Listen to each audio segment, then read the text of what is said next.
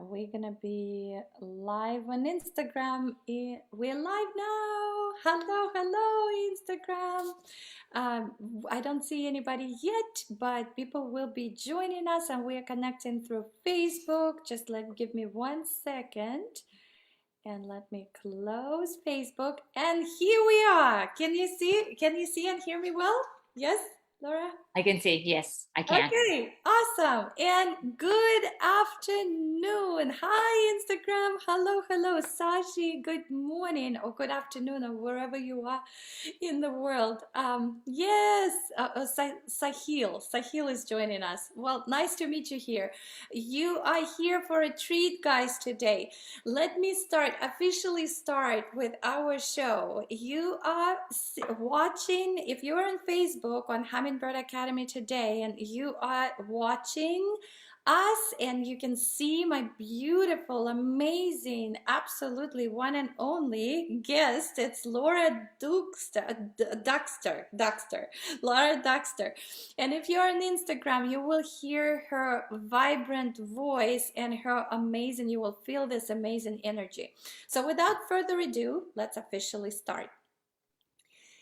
Welcome to Dream Big with Zhanna, inspiring you to reignite, refire, and refuel your life. And as always, I bring the best experts that I believe in, experts in different areas who will uplift us in so many different areas of our lives.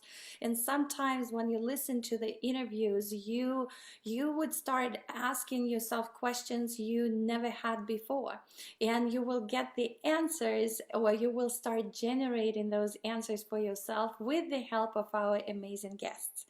And today is one of those days. This is the interview that I've been waiting for to do because this woman inspired me in a very unusual way. My daughter was traveling and she was seeing her best friend in Florida.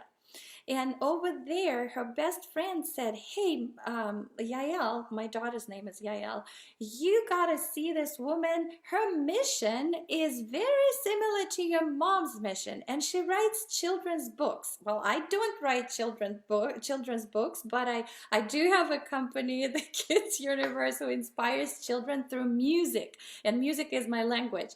But yet, when Yael was over there, she brought this to me, and she got it from Laura. This is our guest, and you can see this. See, you can flip it over, and it's all about love. And it says, "I love you more." And if you flip it, it says, "I love you more" again. And here is what when I get this book from my daughter, it says, "Dear Zhanna, you're a magnificent gift to your family and the world, especially to Yael." And then in the email, Laura says that this is usually what she writes to every single child and every single member of a family who gets her books. And it's just speaking to my heart. Without further ado, let me bring my guest with a little bit of the more official bio from her vast vocabulary and all these beautiful things that she is doing in the world. Laura Dukster is an ambassador of love and New York Times best-selling children's author. "I Love You More" has sold nearly 1 million copies, this exact book that I'm holding, worldwide, and has become a favorite in hearts, homes, and classrooms around the world. She is on a mission to generate the conversation of love around the world and is doing so through her books, school programs, music, and more. Her books and programs are endorsed by some of the biggest names in the personal development world, including Wayne Dyer, Dr. Wayne Dyer, Mark Victor Hansel, Jack Canfield, Alan Cohen, Dr. John DeMartini, and others. Her newest book, "No Matter What," and we'll talk about it. Laura, do you have it? Can you show it to us?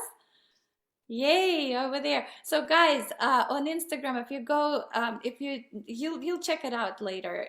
It's gonna be on YouTube, and you will see the image of the book. YouTube, Zhanna Shpits, my channel. Also on Hummingbird Academy Today page. You can see this no matter what. I love you book. It's gonna be coming out later this year. A message told from the voice of our children. Her intention is to help empower young people to rise, shine, and lead with love. Without further ado, again, Laura, thank you so much and welcome to the show. Thank you so much for having me. And thank you to your daughter, Yael, for making the connection and her friend. This is what I love, the power of love and connection and the opportunity to generate the conversation of love around the world. And Yes. clearly, we're kindred spirits and fellow ambassadors of love. Absolutely, absolutely. I was so surprised, and it's a great place to start because my theme song for and I told you about it, for the Kids Universe TV show, the message in the chorus is you loved, you're seen, you're heard, and you matter. And it's exactly the same. We just speak speak the same language. Usually, Laura, I start with the same question. The first question is always the same for all the guests. What is your big dream? My big dream is for children of all ages, us included, us big ones too, to know that no matter what is going on in our lives or in the world around us, how truly loved we are. Because when we know that we're loved, then anything is possible. So I don't know whether somebody's going to be an author or an artist, a musician, a banker, a designer, a doctor, like whatever their gifts and talents are that they're meant to bring to the world. What, inside of their parenting, inside of who they're going to be for others, whether they're great communicators or leaders, speakers. When we have that foundation of love, that awareness of love, that love is all there is, then anything that we want to create becomes possible. I can't agree with you. When you speak, it seems like I'm interviewing myself. Oh, a beautiful reflection, It's sister, a just, beautiful it's reflection. It's just so beautiful. Okay. Of course, people would love to know your story. I know a little bit of it, but your story is so inspiring and so fascinating. And I think the world needs to know what you've been through and how did you end up writing children's books? So could you just lift the curtain a little bit? We'll do the Cliff Notes version. And I will say, I know some of you can only hear me and not see me. So Yeah. for those of you that are hearing me on Instagram, you don't know yet that I have no hair. So I'll backtrack a little bit. When I was about 7 or 8 years old, I had this idea that one day I was going to travel the world, meet my brothers and sisters, and share the message of love. And that was from something I was learning in Sunday school. And it was just like, it was something that the teacher said, something that the was read. And I don't even know what it was. I sometimes say it felt like I was in a classroom with Charlie Brown's teacher, want, whatever they were saying. But in my heart, I was like, oh, Jesus is teaching that we're all brothers and sisters. And because of that, we're meant to love everyone. And I just knew, I was like, Jesus does not care what religion we are, where we live, how much money, education, language we speak, only that we love. And because we're this one human family, we're meant to love one another. There's no room for hate. We can like or dislike someone's actions, what they stand for, what they've done, perhaps to us or to others, but we love them. And I was like, one day I'm going to travel the world, meet my brothers and sisters, and share this message of love. And I think for me, it resonates in my heart. When you have a big mission or a vision like that, you're given the opportunity to be that in the world. And one of the things that happened to me, or for me, I would say, is that at 11 years old, I had long brown wavy hair, and I got a small, like dime sized bald patch towards the back. That might have happened when I was about 10. Mhm. That was all there was for about a year. And I didn't want to talk to anybody about it. I just wanted to deny it. I could hide it. Nobody could see it.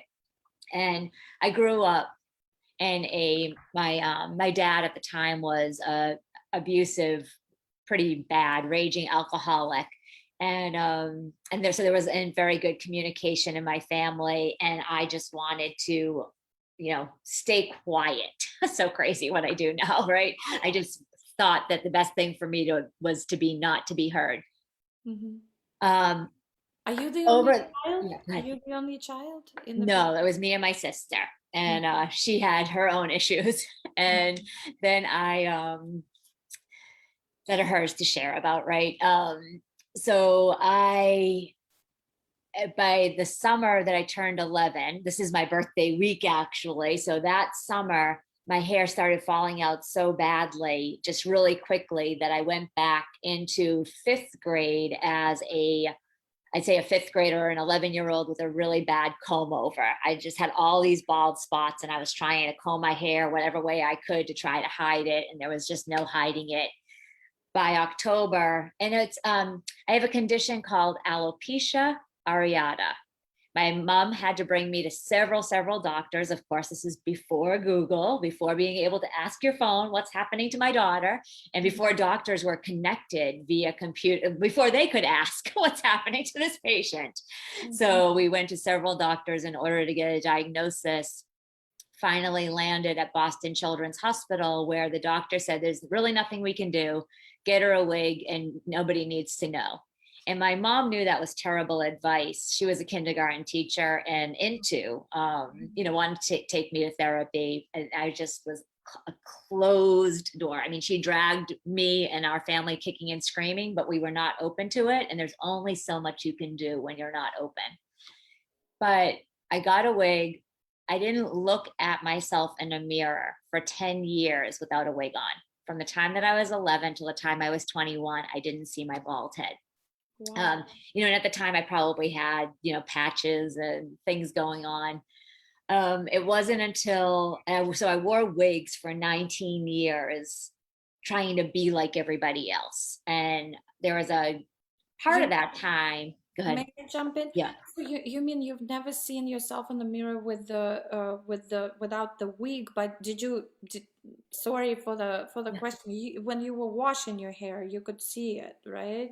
No, I would get in I would take the wig off in the bathroom, get in the shower, dry But myself off, then when you put the wig on. I slept with my wig on for years. When went into college and had, a roommate and shared a room, I slept with the wig on. I mean, I must have just destroyed them. I showered with the wig on in college because it was a shared bathroom. I mean, you I handled the situation worse than almost anyone else. I made it. I'm here. and is it because you did not want to admit it even to yourself that what was the I had no understanding that if I wasn't like everyone else, I guess I had this belief that in order to be okay, I needed to be like everybody else. I just really felt like there was something wrong with me. So while I felt that, and my parents didn't really have I meet so many children now that are so well adapted inside of this world. Mhm. And it's, because we have more tools now, really being able to say, it's not your hair that makes you you. And it's not to say that they're not going to, children aren't going to experience rough patches and things, but there's just some children that just are just super, super okay with it. Yeah. And I just felt like there was something wrong with me. And what I got to see is that when I felt like there was something wrong with me, that's how the world showed up. A lot of people showed up like there's something wrong with you. And it was only a reflection, how we shared about now. Now what I send out is love and good vibes, and that's what's attracted back. When I felt like there was something wrong with me, that's how the world, said like, oh, you think there's something wrong with you? Okay, that's what we're going to show you. It's a So reflection. very interesting. Yeah, Yeah. we come for each other as the reflection of what we think about ourselves. And if we think there is something wrong with us, then it comes across as something wrong because that's the energy we send out. I can't agree with you more. Yeah. So, and how did it? So yeah, I'll say 23 years ago this week, I guess, yeah, 23 years ago, just before my 30th birthday. And it was after I had the idea for I Love You More. And I didn't realize how closely relate like that it was connected to that we'll get into that, but I Love You More was an answer to a prayer. And I didn't realize that it was not only just for my nephew and my sister, but that it was also for me and then also for the world. And Mhm. for me, I all of a sudden, about a week before my 30th birthday, told my friends, which is July 10th, told my friends, I'm gonna stop wearing wigs. We're gonna have my coming out party as the bald chick in New York City, and we had the choice between two nightclubs, Life or Chaos, and we chose Life, and invited people from all over, and a lot of people showed up. And I stopped wearing wigs and never almost ever wore a wig from that day on, and really don't even enjoy wearing hats or scarves so much. I just got to see and know that when we be ourselves, that is it's I had a hard time finding the word for it for a while, but there was this like freedom and creativity and self-expression. And then Right. Michael Singer from The Untethered Soul shared about liberation, and that was just the feeling. I set myself free from constraints, the past, and limiting beliefs, and what I had said for so long no longer ran me, and I just got to go out in the world and be me. I have a question. I'll be like Yeah. in school. I love this story. But for a lot of people, they would love to know, including me, what was, because usually when something big like that happens, when we've been in living a certain way, whether and we are the creatures of habits, it's very difficult to break it. So but it's usually one decision that we make. What was the decision? What was that moment? Was it a moment? Was it a thought? Was it a book? Was it a prayer? When did you decide Yeah. to actually get rid of the wigs and never look back? I guess, for Because it's me, peculiar. it doesn't always happen instantly. What had happened in November of 97, I was at the opening of a nightclub, and my sister called me that day, or early evening or something, and said, Doug, her husband at the time, and she had gotten into a big argument. And usually what I would do, and he left, and usually what I would do is drop everything. This wasn't the first time it happened, and go over there. Hmm. And what happened that night is the power of prayer. And I have to remind myself of that because what's funny, but not so funny, was since I couldn't be there, I Hmm. turned to God and said, um, dear God, my sister could really use your help. I'm not there. Would you please watch over her? She's going through a difficult and hard time. And I said to myself, I said, oh, this is strange. I don't really pray like this anymore. And something clearly answered me and said, your sister's fine. Pray for your nephew. And I was like, oh, this is strange. Not only do I not pray like this, but something just clearly answered me. And as I began praying for my nephew, the whole idea for I Love You More And I love flowed you through more. me. Yeah, I love you more, the book that you're referring to. Yep. Yeah. And so I got up and pulled out a piece of hotel stationery and started writing the ideas down. It was like 4 or 5 o'clock in the morning. And a friend woke up and said, what are you doing? And I'm like, I'm writing a children's book. And I was a bartender in South Beach with no good idea of what I was going to do with my life.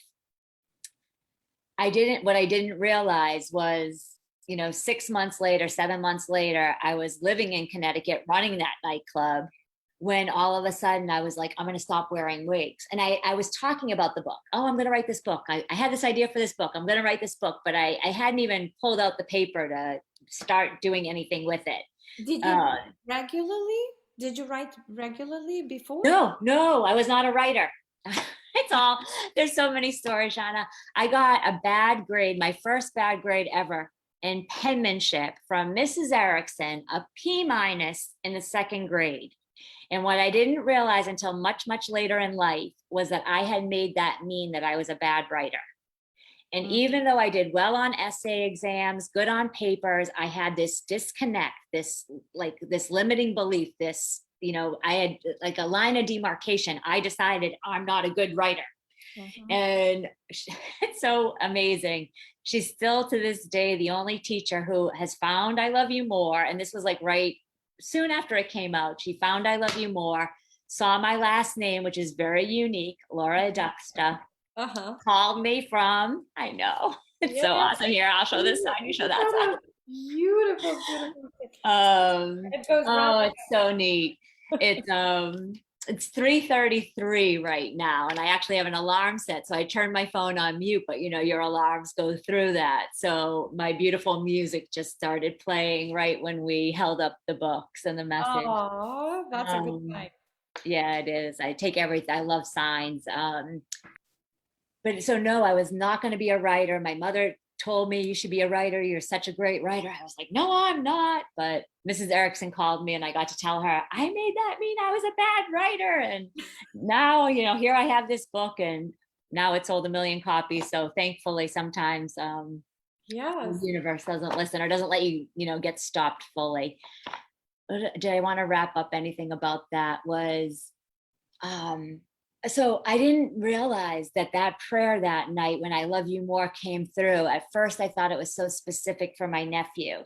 Then I realized that I didn't know that it was connected. But when I stopped wearing wigs and then I did write the book, and the first classroom that I went into was my mother's kindergarten class, and my nephew that I'd written the book for, he was about in first grade by then. Um, I was like, oh, the children are like, hey, you've got no hair. And I'm like, I know. I'm like, so I didn't know how to, not that I didn't know how to react. I really was okay with it. So I Mhm. started talking about it and I started talking and sharing about the power of being yourself and how that's what really works best.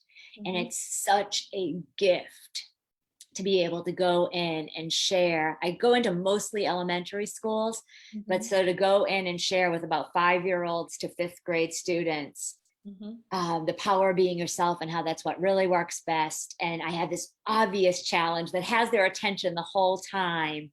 Mhm. But then I get to share with them about love and the way that we speak to ourselves and one another and how important that is and about what it takes to take an idea and bring it into the world and the difference that that can make. And so I feel incredibly blessed Of course. by the whole situation. You know what? What did you find out later? Why did you have that voice in your head about your nephew? Like pray for your nephew. Was Yeah. something happening?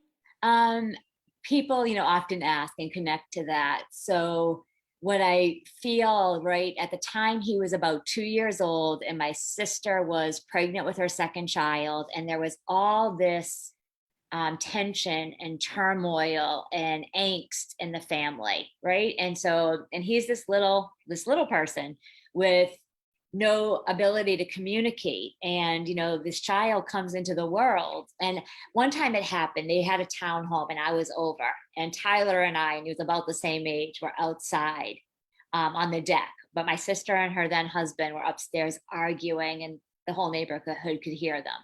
And he just peeked his head in and looked up the stairwell.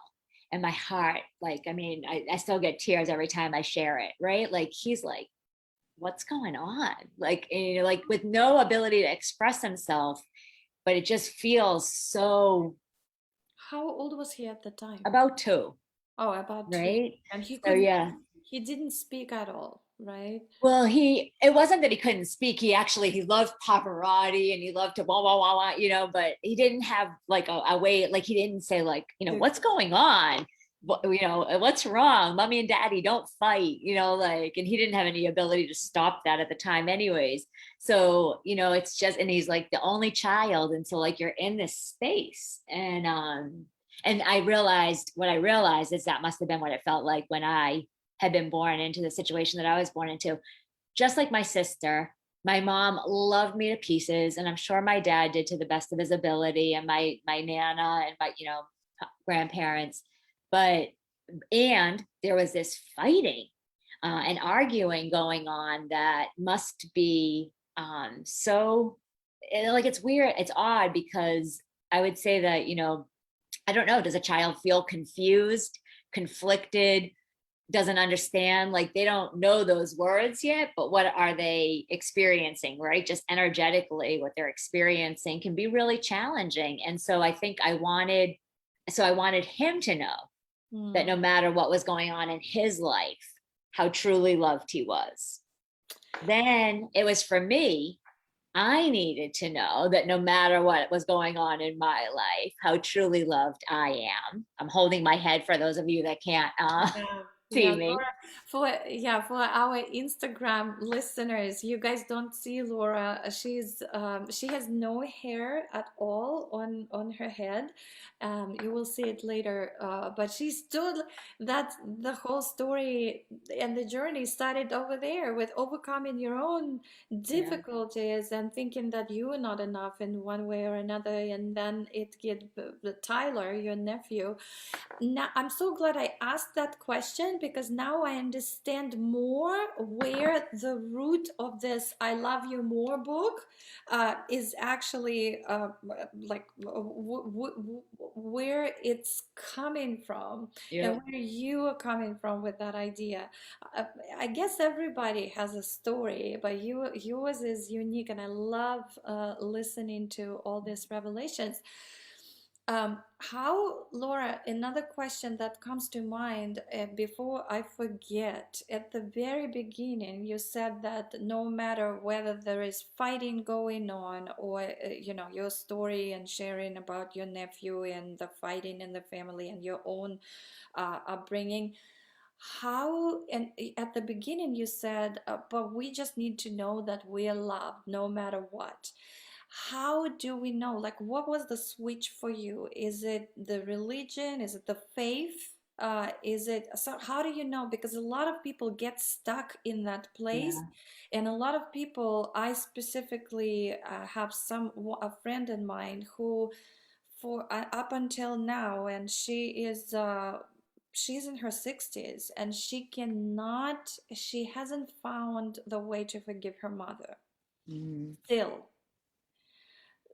Is there any advice maybe that you can give to people? Oh, so if, I think first I just want to just go and wrap up that then we sent I Love You More to print on Mhm. September 10th, 2001. So it's actually getting ready to celebrate 20 years in the world. So that was the big, like, whoa. Not only was this written for my nephew and for me, it was also written so that everyone will know that no matter what's going on around us in the world, how truly loved we are. And it was a few years after I'd self published. I was back in Massachusetts listening. I was driving on the highway listening to a minister that I really like out of the LA area. And I don't know if it was something that he said, what it was. Tears started pouring down my face to the point that I needed to pull over on the side of the highway. I couldn't see. It was like it was raining in my car. And I heard that voice again, and it said, your book is really a message between creator or God and child, but the relationship that most would understand is mother and child. And so to answer your question, and I was raised Catholic, but for me, it didn't really resonate with me. I felt like there wasn't one right path to God or one right way. And Mhm. I was like pretty adamant about that when I was young. Mhm.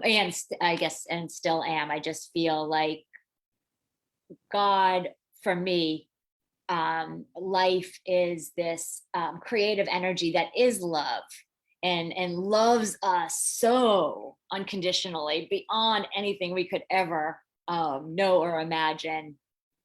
And that's how, we want to know that life, love, God, the universe, whatever you want to call it or refer to it as, loves us. I think our parents are doing the best that they can, given from where they came from and given from where they came from. This is, there's cycles, life is energetic. things get passed on, and people, human beings, we want to love unconditionally sometimes. Not everybody does. We want to love unconditionally sometimes, and it's challenging. And so I think, like, specifically for your friend, I think the biggest thing to know is that your parents are doing the best that they can, and that it's not, I think people have heard this. Forgiveness isn't for them, it's for you. Because when you're holding on to something, if you're still angry and upset about it, you can choose to not have somebody in your life. You can, choose to, like I said, not like their actions, what they stand for. I'm not like oh, I love, somebody that just killed somebody else. I mean, I like or agree with that. Do I love that person? Yes. And I want to stay. Actually, this just came up yesterday. A really, really dear friend who I didn't know this. I brought him a couple of books for somebody in his family, and I shared the new book with him. And when he first saw the title, "No Matter What, I Love You," he's like, it really rubbed him the wrong way. He's like, I don't know if I like that title. And he shared something similar with about your friend. He said, he said, "I hate my mother." I said, "I'm going to assert," and he's like all about love. And I said, "I'm going to assert that you love your mother. You just don't like her." And I'm okay with that. I said, but I want people to know that. I want people to know that it's okay to love somebody, and you don't have to like them. And so love your mom, find it in your heart for yourself to forgive them, so that you can go out and be and do and have what you're meant to have in the world. And let that, I guess that untethers the soul, right? It gets you unconnected to that resentment or judgment or shame. And that's all in our physical, some people would call it your ego self. When we connect to our soul, we love one another. Yes, absolutely. Have you always known that, even as a child, or did you grow yourself into this knowing? I think, like I said, it was like when I was 7 or 8. Well, actually, I think as children, we all know that, right? Inherently, it's who we are. It's what we come in with, right? Like a child's just like, like big wide eyes. Yes. And then very quickly, life happens to them. So that's part of my mission now with the new book, is to help children stay tuned into the love that they inherently are. So when I heard whatever I heard when I was 7 or 8, in Sunday school, and I also I was a big fan of Martin Luther King Jr. I remember when I was learning about him, or even Ruby Bridges or Gandhi. I just resonated. Even there was another book, Miracle on 34th Street. I always loved the idea that there was a goodness, in people. And so I think that sparked what I had known when I was young. And then the reason why I think I experienced what I did with my alopecia was so that I think personally in my heart, it resonates. Life was like, oh, you want to, generate the conversation of love around the world? Here, we're going to give you this opportunity to that's going to require you learn to love yourself inside of something that people might see as insurmountable. Having this experience taught me a level of empathy and compassion and understanding for myself and for others that I wouldn't have had with this experience. So I think it was there. I think maybe my thought is that it's there. We love one another. Now, if we can return to love, or get back to the awareness, or the knowingness, the experience of really loving one another, I don't know. I'm sure I'm not. I know I'm not fully there. I know it, but am I being it 100%? I think if I was, I'd just disappear into the light. So I don't know. Yeah, well, we're still here, right? Yes. But Yeah. knowing and striving for it and doing the best we can and doing it deliberately, I think this is just a gift. It's the biggest thing that we can do for ourselves, our loved ones, and the humanity as a whole. And you are on that path. Thank you, Amy. What was your biggest fear, except for the one, or maybe it was the biggest one. Well, my biggest fear when I was growing up was, like, is anybody going to know that it's a wig? Or, are people going to like me? Or I guess maybe my biggest fear has always been, um, am I loved? Am I worthy of being loved? That was a big thing that I needed to get over from some of my upbringing.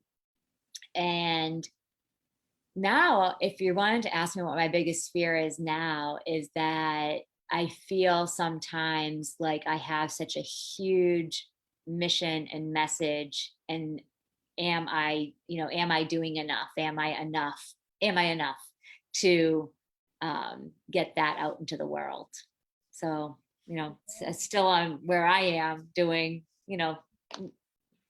working through my lessons and journey. Of course. Yeah, of course. Thank you. Why is it important for you to be the ambassador of love? And if I asked you, I love to ask loaded questions, so you can pick the one. And what if I asked you for a definition of love? What would that be? Like love is, and then Love is, and I shared it a little bit before, like for me, I could say just love is all there is. Yet, um, I don't, so, and what I mean by that is like the essence of like all creation. Like, I don't know if it's the quantum physics, it's the energy that we actually all are, Mhm. and it connects all of us, and it's what grows a sunflower seed into a sunflower, an acorn into an acorn, or creates a tadpole into a frog, or creates, we're phenomenal, amazing beings. And I think that for me, that that like that creative energy that sustains and is and creates life is love. And so I think like the amazing thing for us to witness is that in the natural world, there's all of these things that, life or God or creator has shown us this, like what is possible. And I mean, it's so surreal if you think about it, like a sunflower, these magnificent, I mean, the flowers, the hummingbirds, the butterflies, it's all so amazing.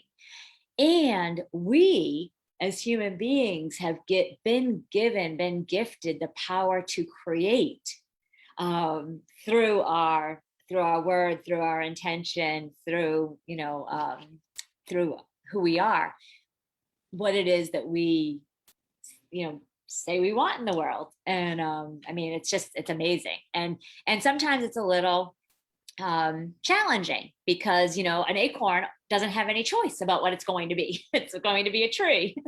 As human beings, we have been given, I think, some part, that free will part is, we get to choose.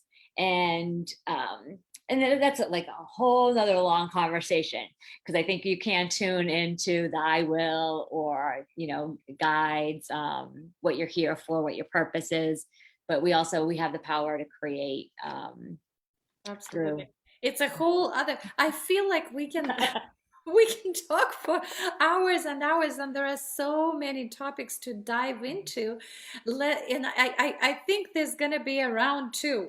I think so. If you're open to that, it's going to be around too. But for now, let's talk about this book. What's your favorite page from this book? Because you have that book right next to you. Okay, And I I'm love not when very people use into that one. word favorite, because I love to share this. And I just was having this conversation yesterday, and I'm so grateful for just the amazing people that get brought into my space. People that I feel like I could talk to for days and days, maybe that we're just reconnecting inside of this lifetime, because it feels like I've known you forever. One of Thank my you. things, and I do kind of So I like to say that, so a lot of times when I go into schools, children will ask, what's your favorite book? And I have, I Love You More. I have You Are a Gift to the World, Mhm. which flips over to The World is a Gift to You. And I have I'll Hug You More. And then I have my new one. Students like to ask, what's your favorite book? And I'm like, well, that's kind of like asking your mom, which is her favorite child. Yeah. This is my first one. This is my baby right now. I love the message of this book and the message that I write inside the book. You are a magnificent gift to your family and to the world. This book was birthed from that message. Mhm. Um, and favorite, I think I'm going to write a book about this. Favorite is one of my least favorite words. I really think that favorite, that idea, it really lands inside of the world of comparison. Mhm. And it's very much the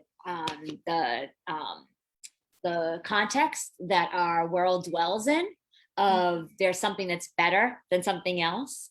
And I don't know if I want to say it's patriarchal, but it's it's that competitive. And so it's not that cooperation. And it was actually when I asked my nephew one time when he was pretty young, I was like, oh, what's your favorite color? And I would have always said that mine was purple. And he thought about it for a second. He's like, rainbow. And I was like, of course. I'm like, there's a reason to like all of the colors, right? Like the blue, Yeah. like the sky, the green of spring, the yellow, like the sun. So, when people say like, where's your favorite place to visit? Where's your favorite food to eat? I'm like, oh, it depends on what I feel like. And, I could never pick a favorite place in the world. There's so many beautiful ones. Yes. So I really, there's a few different conversations, I guess, or contexts in our world that I would like to help restructure. And that's, or like to re-examine or to create newly. And that's one of them. Like, what are we doing when we ask, our children or one another what our favorites are? So, and Sorry. I do have pages that I really love in this book. And they are these two. They are, I love you mightier than the mightiest wind ever blew. And I love you fuller than the fullest moon you ever knew. And I think there's so many reasons why I love these pages. One is the illustrator, Karen Kiesler, just did a beautiful, beautiful job with these two. She had gone to a meditation that day. She came home and drew these once, and once was all it took. They were first, one and done on these two, which wasn't, typically the case with any illustrator necessarily. Mhm. I love the moon. I'm a July baby. I was born on a full moon. I love the ocean. I love watching the moon rise over the ocean, which is actually what's happening here because that's when it's about full. I Yes. also love this page because stronger than the strongest wind ever blew. The winds in storms can be so damaging, right? So many things that happen in our world inside of like a tornado or a hurricane. But even when things just feel like they were like blown apart, like maybe even in the Wizard of Oz. But you're loved more than that. You're loved, any storm, maybe that's what this page represents to me. Any storm that comes your way, whether it's like in your personal life or actually a natural disaster, you're loved greater than that. And also then fuller than the fullest moon. So I love those pages. Thank you so much, You're Laura. so very Thank you. welcome. Yeah, so I also, when I said favorite, I know how difficult it is. I know. And it's, I guess we're so limited with our language. That Yeah. is because we feel more than we can say. And I guess we just have to I have to think about how to ask this question Yeah. in a different way next time. So I have a challenge for you, is if that's okay. Okay. And I don't know if it's going to be a challenge. I I don't told you know. yes. It's going to be just let me tell you four definitions or four words. I'm going to start the sentence and I will ask you to finish the sentence. And it could be one word, it could be a phrase, however you see fit. And the first one, you kind of already said it, but if you were talking to children, because I think if we can explain something in a language that a child can understand, everybody will get it. And especially because you are so geared to children, and in my opinion, they're closer to the source than anybody else. So, and we learn a lot from them. Love is, All that matters. writing is, An opportunity to express oneself. life is. Love. I knew you were gonna say that. I knew you were gonna say. And fear is. Unreal. Hmm. Thank Or you. Thank imagined. you. Thank you so, Imagined. so much. Laura, I guess we will have to do a round two, Yeah. because there's so much I would like to explore about your writing process, and it's going to be in the next, if you're open to that, in the next interview, if you don't mind, because for a lot of people, I know a lot of children, teenagers, and people like me, kids of all ages, like you said, who just like you, kind of developed this understanding, or told themselves, oh, we're not good at that, and they just dropped it, and never returned to that, and the fear is still inside of them. And not only writing, but in your case, since you are a writer, I mean, I would love to get into the writing process and how you do it, and that's for the next time. But for now, could you please tell us more, first of all, where to find you, how to connect with you, where to get the books, Yeah. and so the best way to connect with you, and what's next? All right. What are they? So the best place to buy my books, if you'd like to get signed copies, is through my website, which is my name. And I'm sure you'll have that up here, but it's Laura, Laura, and then Duksta, Duksta.com. I do still sign and send out books, so they're available there. I like to hang out on Facebook and Instagram. That's where you can usually find me. And I love to connect with people there. And also, I wanted to let people know that if you do go to my website and sign up for my newsletter, this book is temporarily out of print. You are a gift to the world, and the world is a gift to you. Mm-hmm. And if you go and sign up for my newsletter, you get a free download of it so that you can use it on your phone or tablet or computer, and you can use it at home or in your classroom. I'm very, would love for you to have that message. So, Absolutely. yeah. Absolutely. Yes. So it's LauraDuxter.com. All the information, it's already on Hummingbird Academy Today page on Facebook. It's gonna be on Instagram, and it will be in the description of this interview on my YouTube channel, Zhanna Shpits. So you will have access to Laura everywhere. Also, could you please give us the heads up about the upcoming book Yes, that yes. that is coming out So, later this year? What's the no idea? matter, yeah, no matter what, I love you. And the subtitle there is You Are My Sister, You Are My Brother. And we're using real pictures of children from around the world. And um, it's a beautiful message of love. It will be out a little bit later this year. I do not have a solid date yet. There's a lot. I decided to go back to independently publishing this one. It is available for pre-order on my website. If anybody would like to support that and secure their first edition copy, you are more than welcome to do so, and they will certainly be signed. It will be out a little bit later this year. The illustrations are almost there, and then we'll get it off to a printer.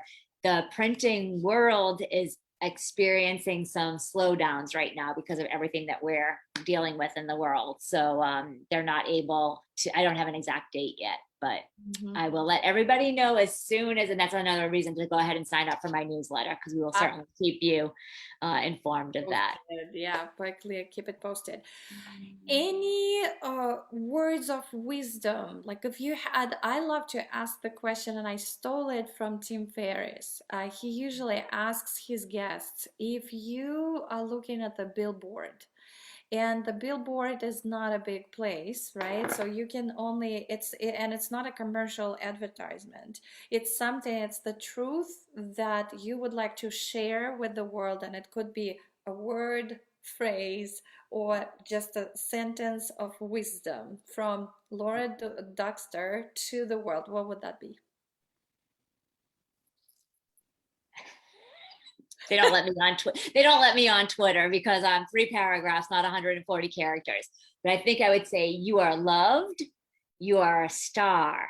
Keep shining. Yes, I love that. I love that. This is awesome. Guys, you've been watching and listening to Dream Big with Zhanna, inspiring you to reignite, refuel, and refire your life. And today we had very insightful. I loved our conversation. I hope you did too, with the one and only, the New York Times best-selling author, I Love You More, and all the other books that we talked about or she mentioned, Laura Duksta. Laura, I just can't thank you enough for being here. Thank you so, so much. And I'm not saying goodbye. We're going to see you next time. Okay, awesome. Thank you for having me, Zhanna, soul Yeah. sister. Beautiful. Yes, Thank you. yes, absolutely. Guys, let us know what you think about the revelations that you had from Laura's story, what inspired you, what are maybe some action steps that you can take to bring your life and yourself into, or just simply level up. And we'll see you next time.